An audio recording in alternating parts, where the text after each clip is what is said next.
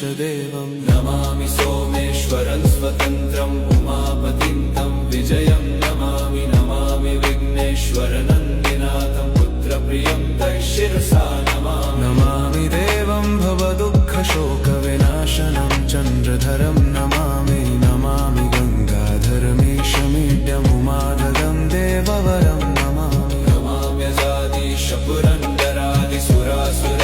नमाम्यजादिशपुरन्दरादिसुरासुरैरचितपादपद्मं Namami Devi मुखवादनान इक्षार्थमक्षित्रितयं यैष पञ्चामृतैर्गन्धसुधूपदीपैर्विचित्रपुष्पैः